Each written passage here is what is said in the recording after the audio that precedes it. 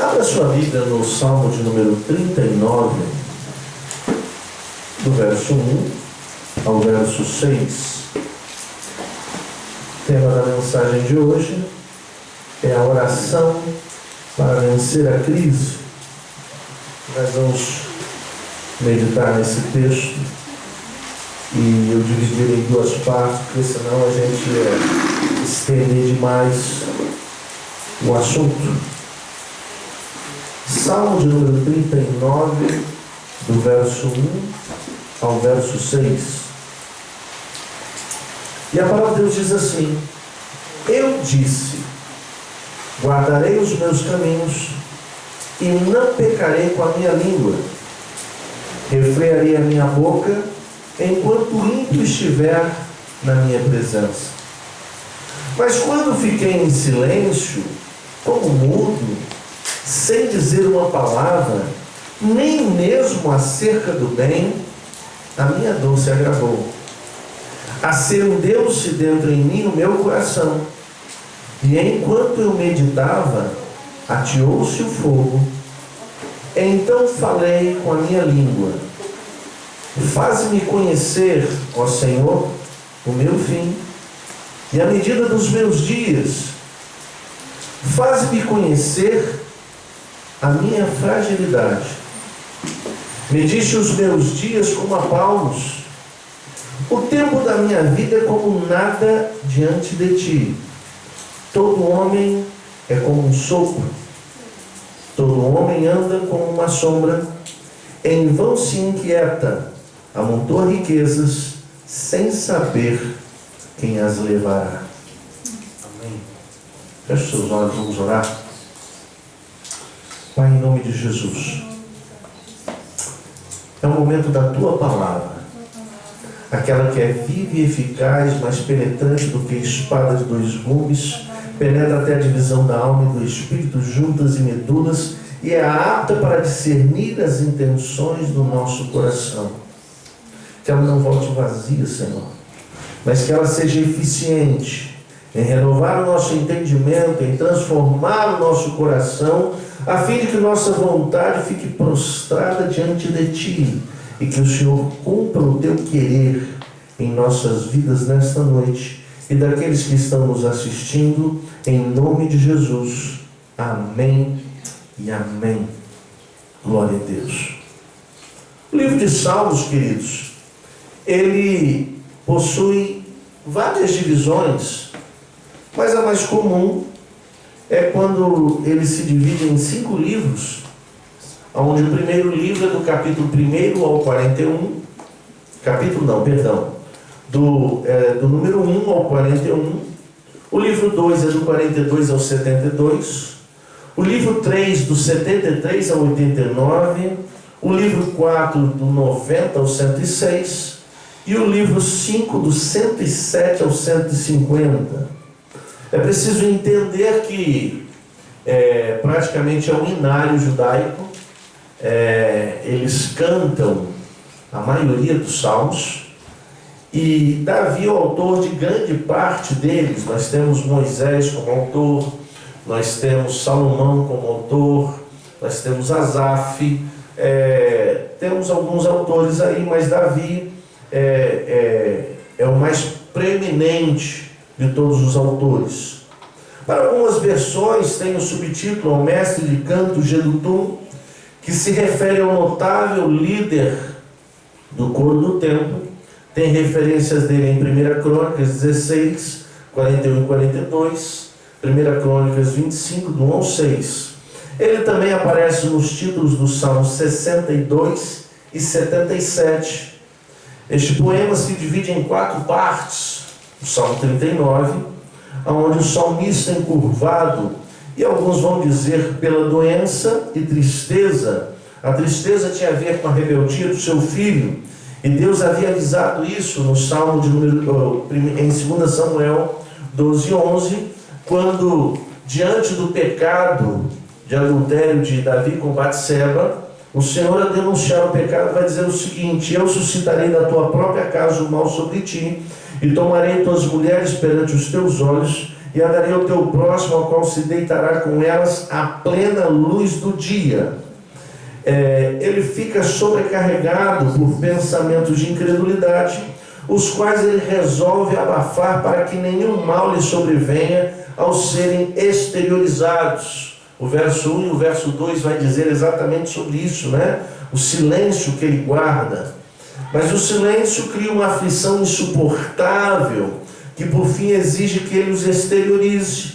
Como vemos na oração dos versículos 3 a 6, que são quase uma queixa e um anseio pela morte, ou na melhor das hipóteses, um retrato muito desesperador da vida humana.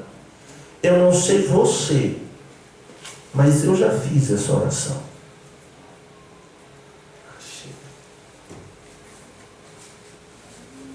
Porque o suicídio é um ato desesperador para acabar com a angústia e a dor que aflige a alma. Ele não pensa no que acontece depois, ele pensa no que precisa acabar agora. E o servo de Deus, por ele saber o risco que ele corre, porque é uma discussão muito profunda sobre isso, eu não quero entrar no mérito, do risco que ele corre de partir para a eternidade e perder a sua salvação. Essa semana alguém me questionou, né? O senhor sabe o que aconteceu com Judas? Eu falei, não, que a Bíblia diz, né? Eu falei, olha, eu vou responder da melhor maneira que eu aprendi. A salvação não é um problema nosso, ele é todinho de Deus. Então não cabe a mim dizer para onde ele foi. Judas foi, não sei. Mas ele, não sei. Deus é a última palavra, não sou eu, não é? Então, a oração dele é desesperadora. Nos versos 7 a 13, o tom é mais dócil e o reconhecimento da mão divina mais distinta. É claro que a nuvem passou e o coração do queixoso está aliviado.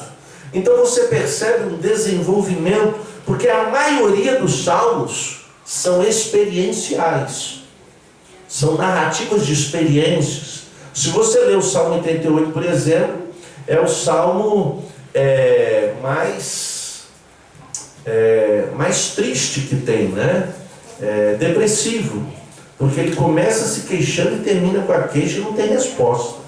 Salmo de número 88. Então, os salmos, na maioria das vezes, são experienciais. Mas nós vamos adentrar aqui no verso 1. E Davi então vai dizer: eu disse, guardarei os meus caminhos e não pecarei com a minha língua, refrearei a minha boca, enquanto o ímpio estiver na minha presença. A fala de Davi diante das suas angústias. Davi, segundo alguns estudiosos, este salmo também é parecido com o Salmo 62, se não me falha a memória, onde Davi, há evidências de que Davi ficou doente. Então, eles vão entender que o Salmo 39 também, este salmo, onde ele revela alguma queixa, alguma crise, tem a ver com a sua enfermidade. Mas a tristeza que ele sente, a angústia, está contextualizada com a revolta de Absalão. E olha, irmãos, essa experiência de Davi com a revolta de seu filho deve ter sido da mais absurda dor. Porque eu não consigo imaginar o que é um filho querendo tirar a vida do pai por causa de um trono. Eu não consigo. E a gente sabe que hoje tem filho tirando a vida de pai por muito menos. Então a dor que ele sentiu, o fato de ter que fugir, não é? Uma rebelião se levanta, o seu próprio filho se volta contra o pai, é uma dor muito grande. E quando ele diz, guardarei os meus caminhos, no Salmo 119, verso 8 e 9, vai dizer, observarei os teus decretos, não me desampares totalmente. Como purificará o jovem o seu caminho, observando segundo a sua palavra? Então Davi, ele preserva, ele vai lembrar da palavra e ele vai preservar os seus lábios de emitir alguma palavra. Porque, irmãos, ele vai dizer assim, não pecarei com a minha língua. Davi determinou guardar a sua língua para não pecar. E quiçá todos nós fizéssemos isso. Porque se existe uma ferramenta poderosa do diabo, é a língua. A sua, a minha e a de todo mundo.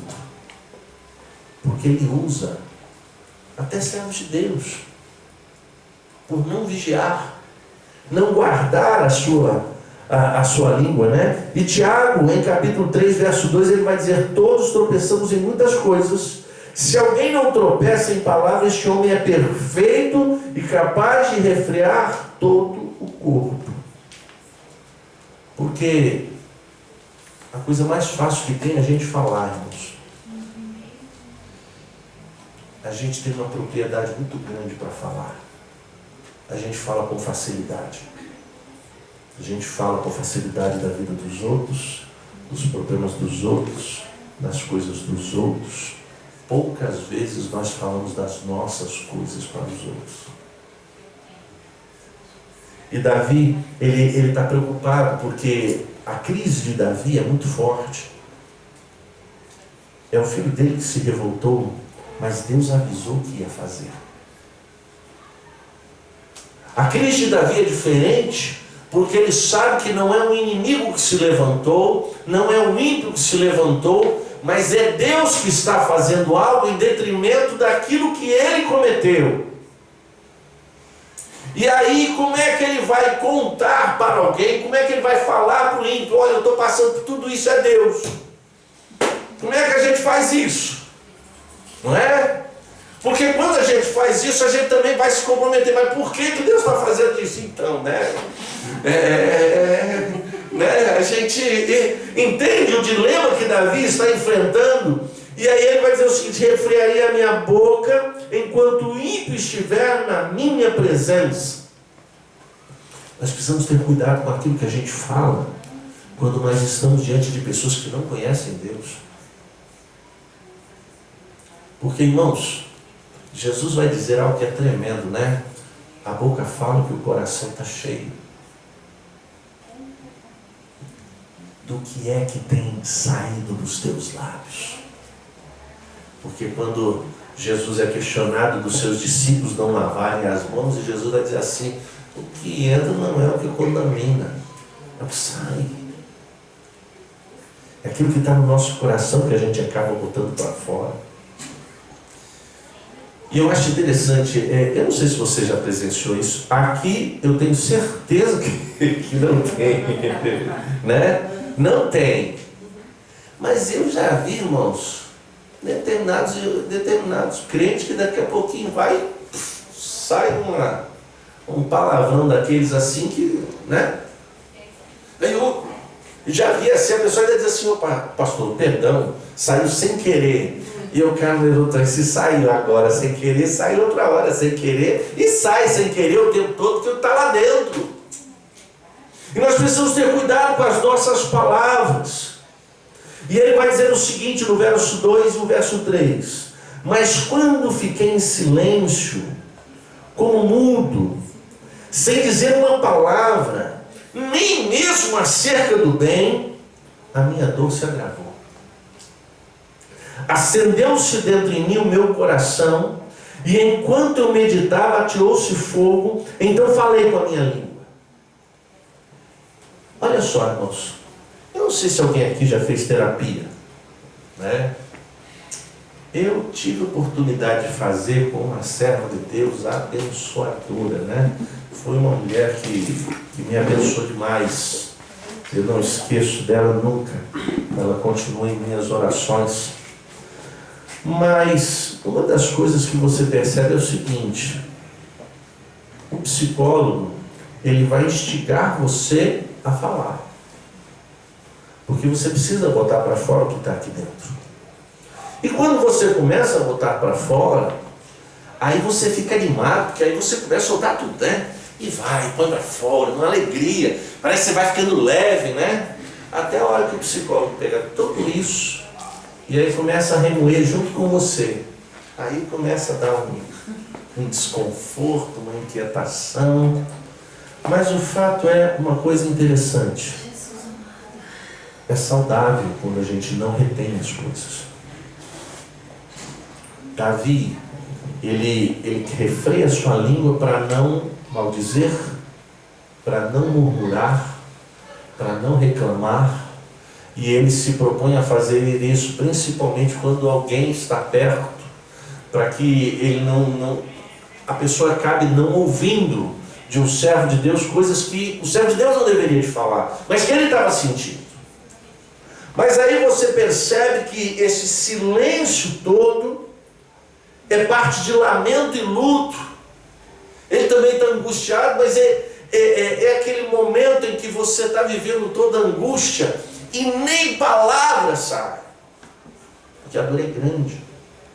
Eu não sei se você já teve esse momento. Eu já me deparei com momentos que eu dobrei o joelho para orar e não saiu uma palavra, saía gemindo. E ele nesse silêncio todo, sem dizer uma palavra, Davi tenta se acalmar e espera silenciosamente. Ele está tentando guardar isso para dentro de si, mas eu quero que você entenda uma coisa. Nós estamos falando de alguém que está vivendo um tempo de crise. Você sabe o que é o tempo de crise? Não é uma notícia ruim que chega e daqui a pouquinho a solução está aí. É que chega um dia, e passa outro dia, e vem o terceiro dia, e você olha para frente, e você está elaborando solução, mas a coisa é posterior, não é? Porque vamos lembrar que quando Absalão está chegando, Davi reúne todo mundo e sai de Jerusalém, e ele sai a pé.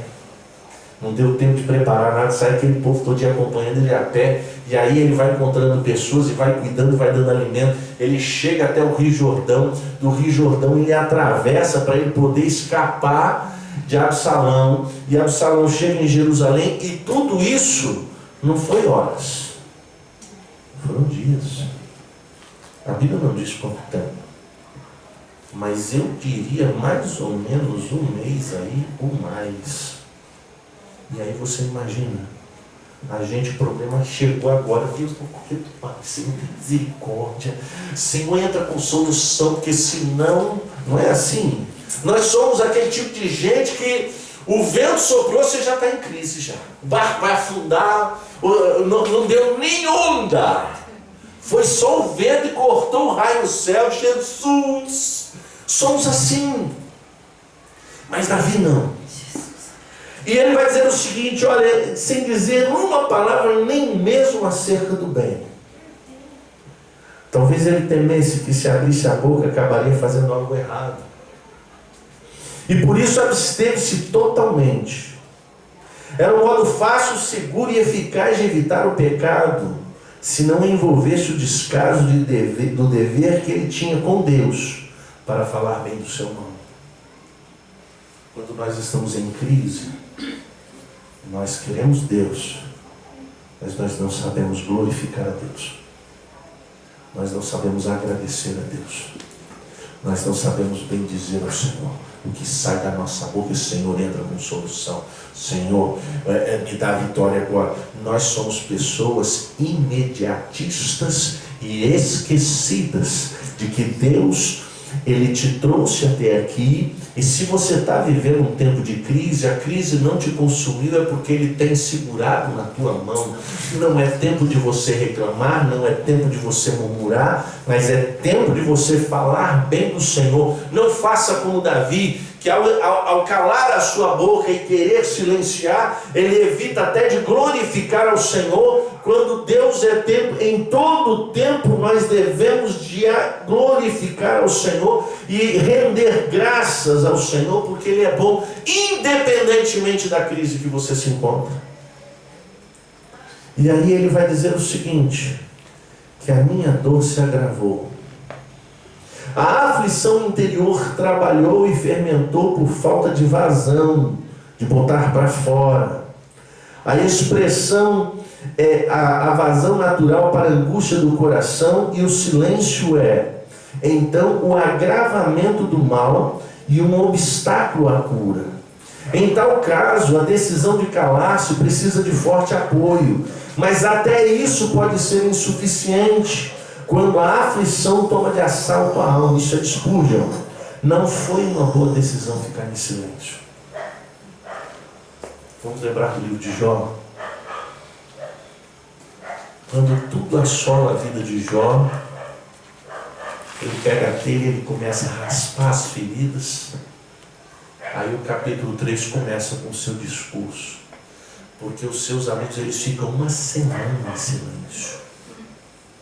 Ninguém diz nada. Não há o que ser dito.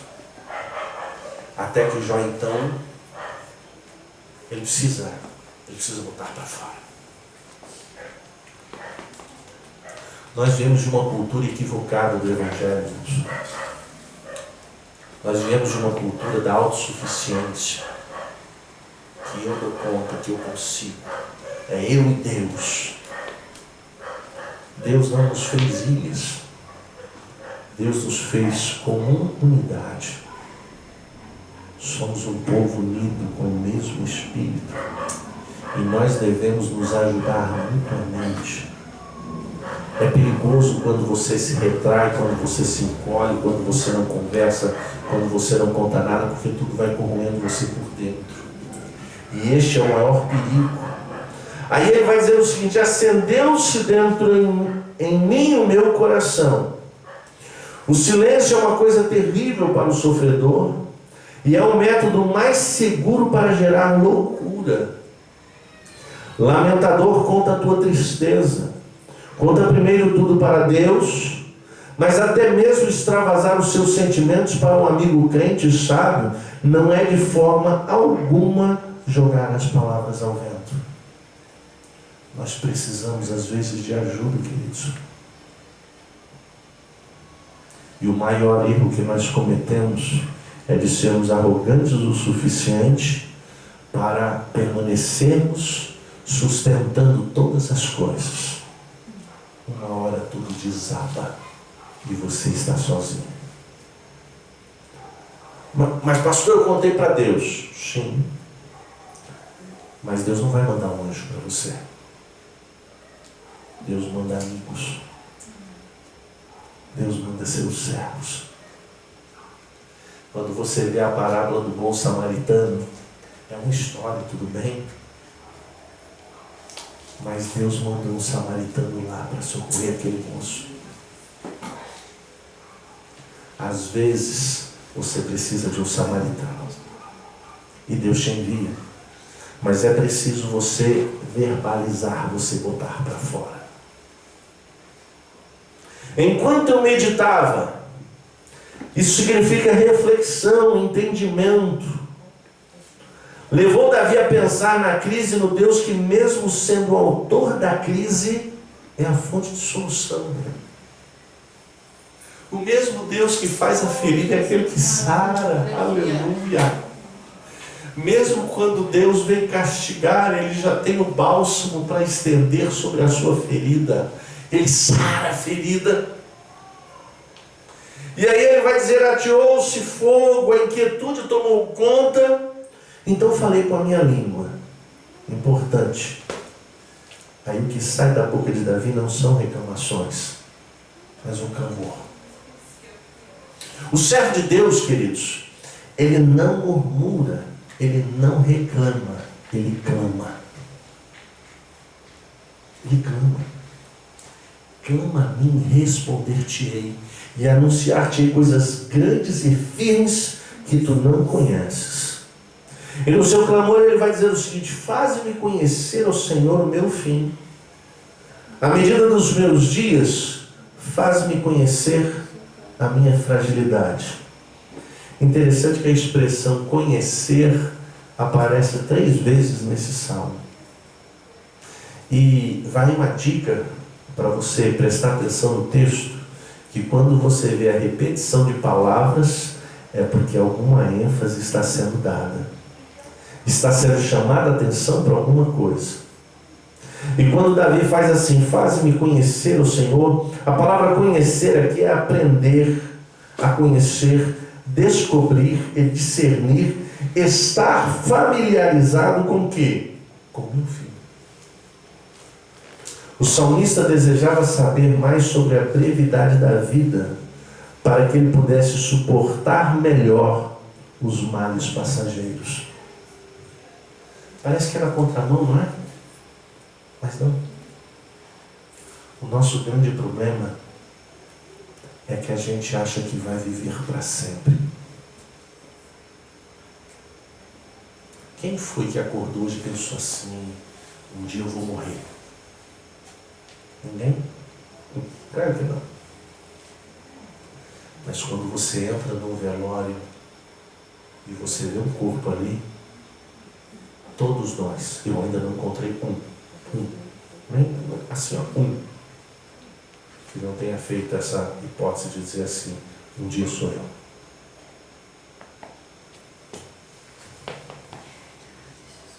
É por isso que Salomão vai dizer que é melhor um dia no velório do que numa festa.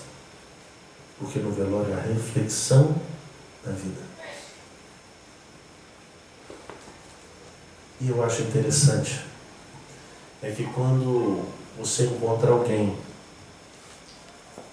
que sabe que vai morrer, a visão de mundo dele muda. Os valores mudam. As prioridades mudam. Por quê?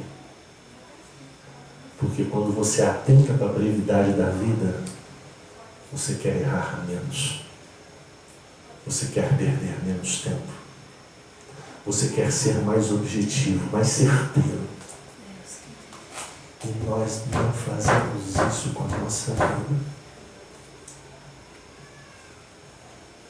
Por isso que Davi vai dizer o seguinte, faz-me conhecer o meu filho. Para que eu consiga lidar melhor com as dores. Porque ao saber também do meu filho, eu sei que isso também em algum momento acaba. Queridos, eu tenho uma notícia para te dar. Um dia a dor vai acabar. O Senhor Jesus promete no livro de Apocalipse que Ele vai enxugar toda lágrima. Vai acabar.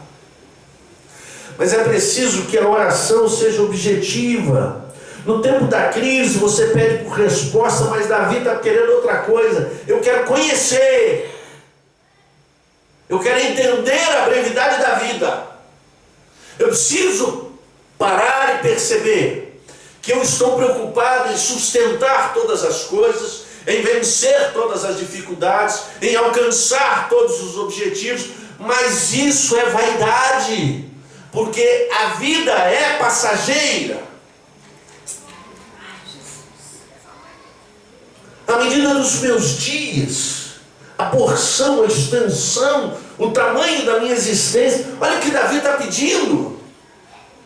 Eu acho interessante essa oração dele, porque ele não está dizendo assim, olha, Senhor, remove, entra com solução, porque a gente é objetivo, né? A gente quer ir direto ao ponto. Davi não, Davi está indo além do ponto.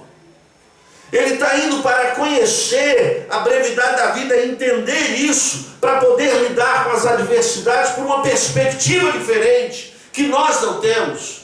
Nós vivemos afligidos, aflitos, angustiados, porque nós queremos que essa vida dê tudo certo.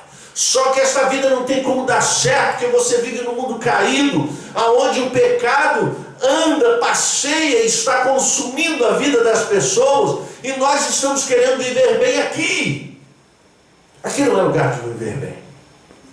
Aqui é lugar de você passar. Passagem.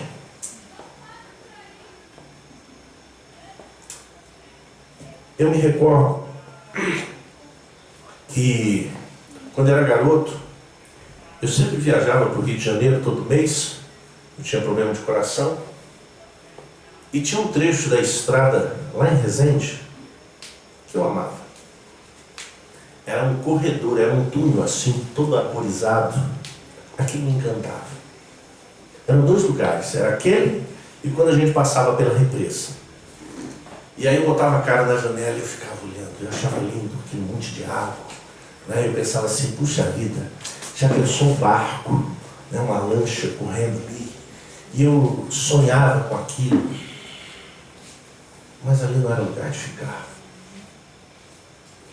Ali não tinha casa.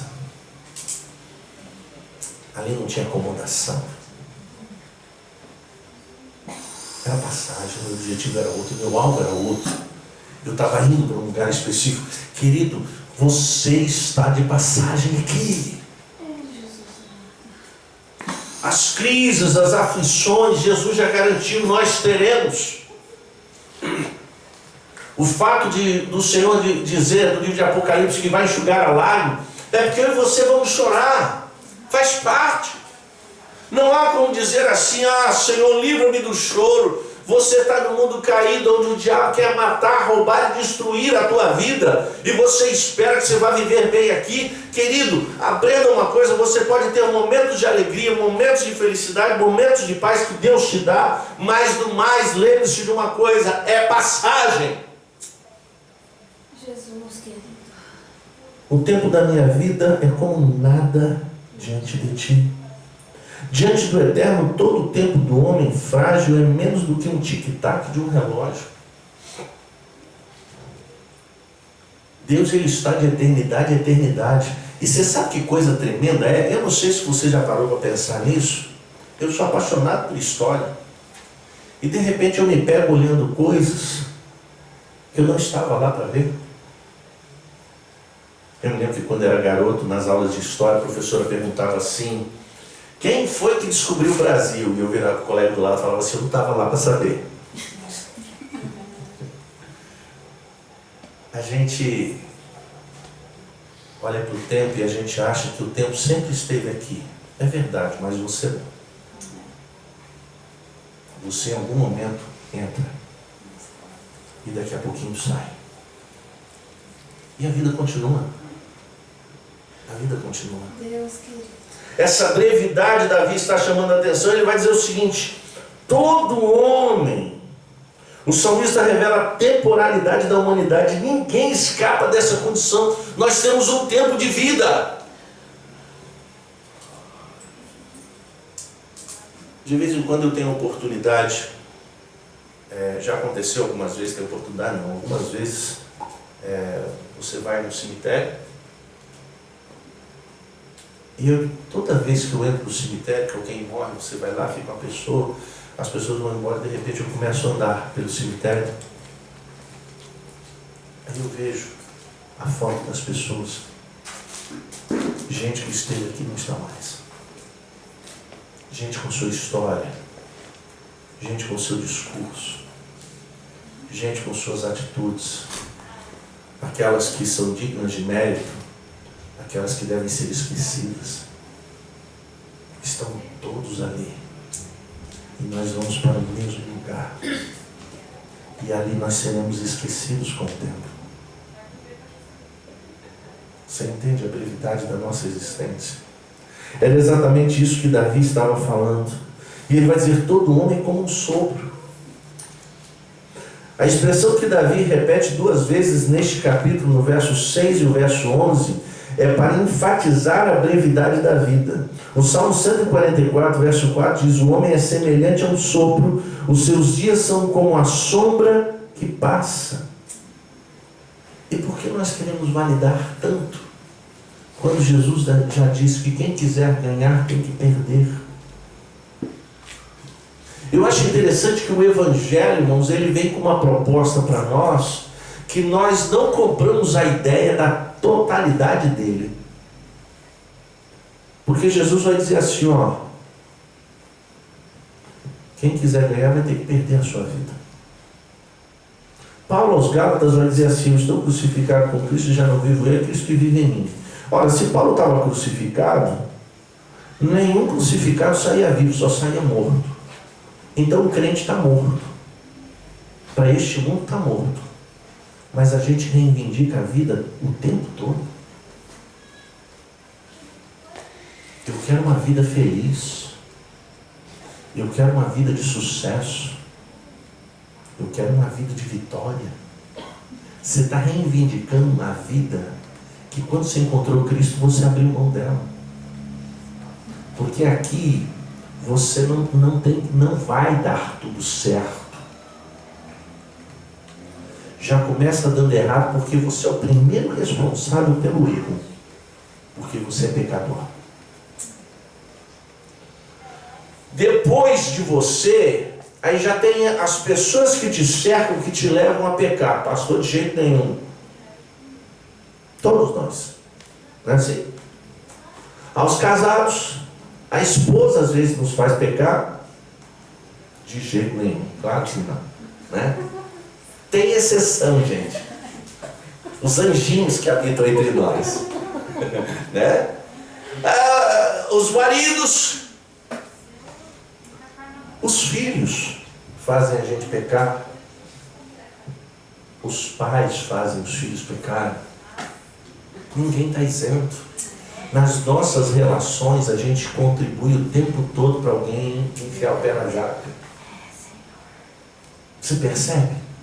Depois dos outros, tem um mundo caído, com propostas maravilhosas que muitos têm se vendido, têm negociado, têm trocado, deixado Jesus por tão pouco.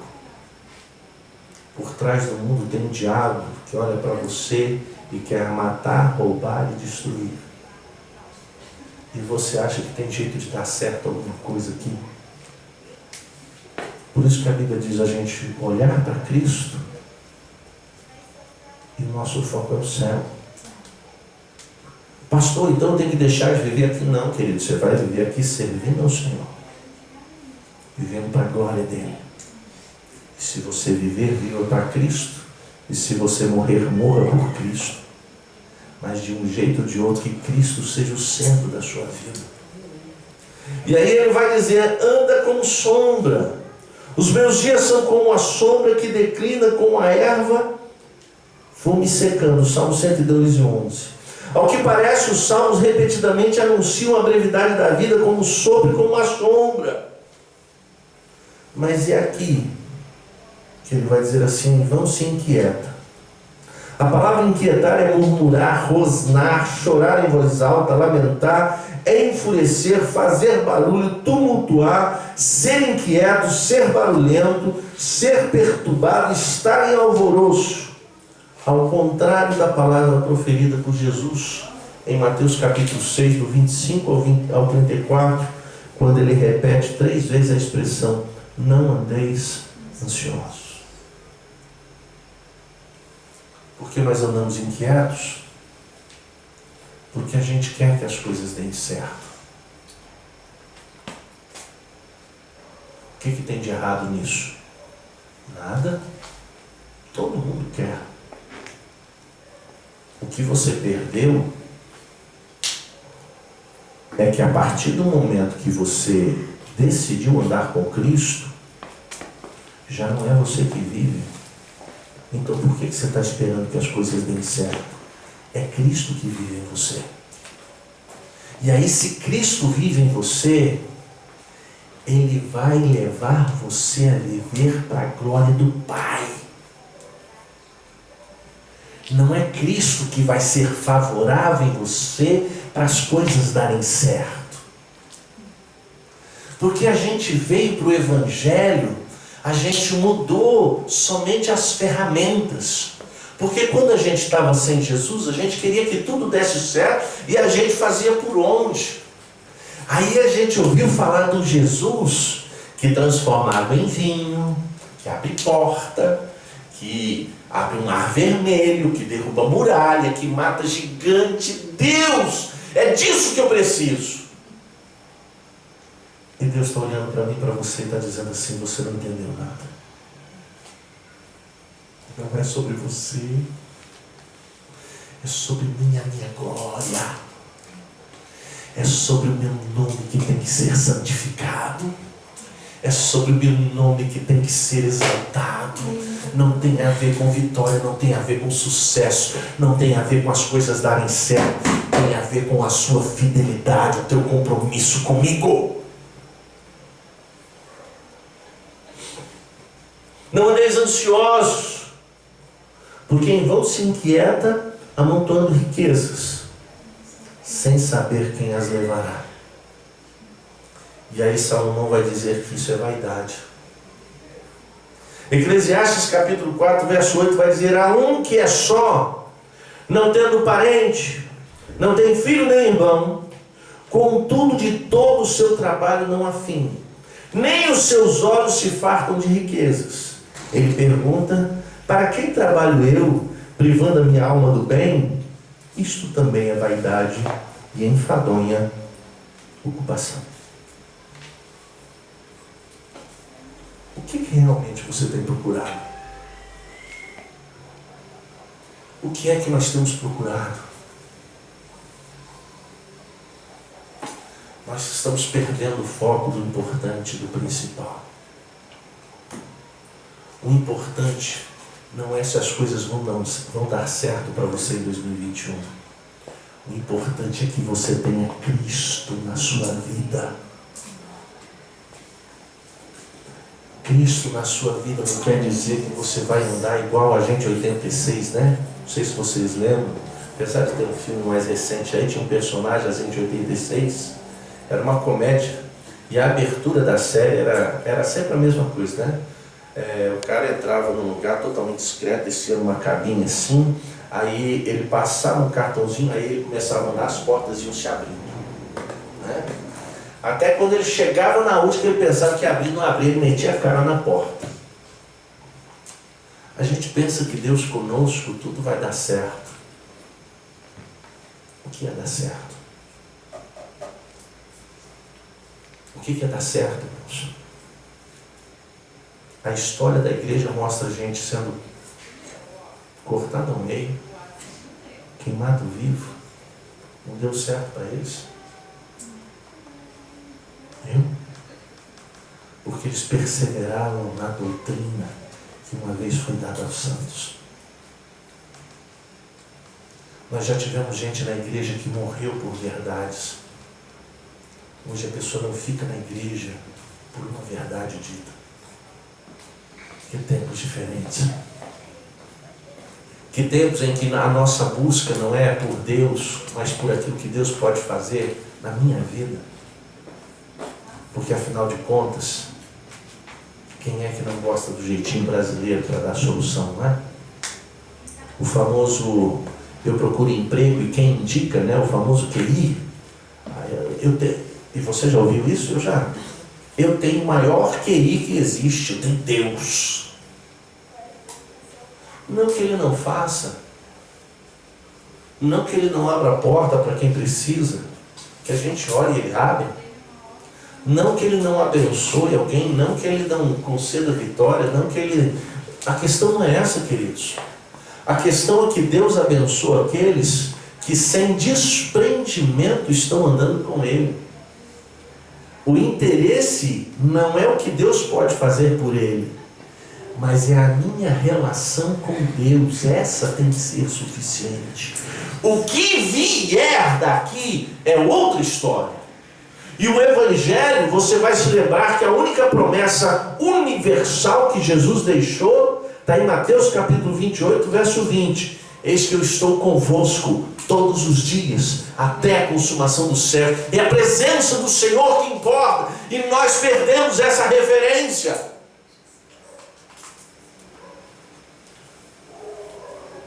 A oração em tempos de crise. A oração para vencer a crise não é um clamor para Deus intervir na crise. É que você tenha mais sabedoria, que você conheça mais sobre quem é você, o tempo de vida que você tem, para você priorizar o que é importante. Porque às vezes nós estamos olhando para questões pequenas da vida e estamos deixando as mais importantes. O que nós aprendemos aqui? É que devemos ficar em silêncio diante das dores em que nos encontramos, principalmente para quem não conhece Deus. Porque acredite vocês, tem gente que vai pedir conselho para quem não serve, para quem não conhece Deus. E aí você vai falar para ele de coisas que ele nem compreende. Nunca converse com quem não conhece Deus sobre problemas, porque eles não têm nada a acrescentar. Deus pode até usar alguém, mas é exceção e não a regra. Aprendemos que o silêncio, porém o silêncio diante do justo é uma incoerência, pois reter pode provocar males internos e pessoais. Procure ajuda. Mas sabe o que é, pastor? É que se eu for procurar ajuda, aí as pessoas vão saber dos meus problemas. vão saber que eu sou uma pessoa que eu tenho dificuldades, e você é igual a todo mundo. Eu tenho problemas, eu preciso de ajuda. Eu oro, eu converso. Às vezes a gente pensa assim que a gente precisa ter nós temos uma imagem, joga fora a máscara, irmãos. Joga fora a máscara. Não tem imagem de super-homem, não tem nenhum aqui. Nós somos todos imperfeitos e precisamos nos ajudar mutuamente. O clamor a Deus é o caminho, mas nem sempre virá a resposta que você espera. Teve orações que eu já fiz para Deus há muito tempo atrás, que não aconteceram, nem vão acontecer. Nós precisamos entender que Deus é Deus para dizer não. Deus é Deus para ficar em silêncio. Agora, é lógico que quando a gente vai olhar para a Bíblia, ficar em silêncio é um problemão. Porque quando eu vi Deus em silêncio, quem estava clamando não merecia resposta. A Bíblia vai dizer que Saul estava lá diante dos filisteus, aí ele vai consultar o sacerdote lá, Urim, Tumim, Deus não fala. Vai consultar profeta e ninguém, ele vai lá para a feiticeira de Endor, né? Porque Deus não tinha mais nada para dizer para ele. Não tome o silêncio nessa condição. Embora é bom você avaliar como é que está a tua relação com Deus. Tudo bem? Aprendemos que sempre é bom inserirmos em nossa oração desejo de conhecer. Para Davi, ele desejava conhecer o seu fim, sua fragilidade, para que superasse as adversidades em que se encontrava. Quanto mais perto de Deus a gente chega, mais a gente se conhece, irmãos. Agostinho vai falar isso, né? Quando eu te encontrei, me conheci. Porque é perto de Deus que a gente se descobre como pessoa, como indivíduo. Porque perto de Deus a gente se torna mais humano. Que vamos lembrar que era o projeto da criação, não é? Deus não queria fazer deuses. Deus quis fazer homens. O diabo foi e sugeriu que os homens poderiam ser deuses. E aí a gente chega no Evangelho e tem gente buscando poder. Busque poder não, busque vida. Busque vida, busque intimidade, busque relacionamento com Deus. O que vier a partir daí é Deus dando, fazendo em você, através de você e por você. Aí é para a glória dele, aí não é você que está em evidência. Tem muita gente que anda buscando poder para aparecer, não é? E para finalizar, queridos, não há maneira pior de se viver do que sob a égide da inquietude e a ganância por riquezas. Como Salomão nos ensina, tudo é vaidade. O melhor mesmo é temer ao Senhor.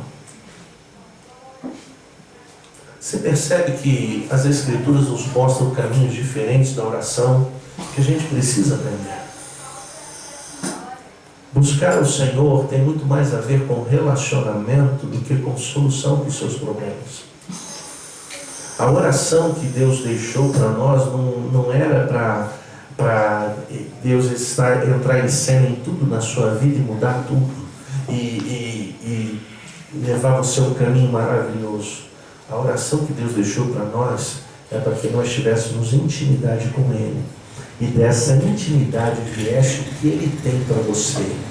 E aí, queridos, aí a gente chega a uma conclusão maravilhosa, que a gente vai lá para Isaías 55. O que Deus tem para nós? A sua vontade e os seus caminhos, que são mais altos, e a sua vontade, que é boa, perfeita e agradável. Então por que você está querendo trazer o seu para Deus, quando você deve abrir mão dele para pegar o que Deus tem para você, que é muito melhor? Porque quando eu vejo a oração, principalmente no Velho Testamento, tinha pouca coisa a ver com a pessoa e muito mais com aquilo que Deus ia fazer. Eu quero convidar você a se colocar de pé.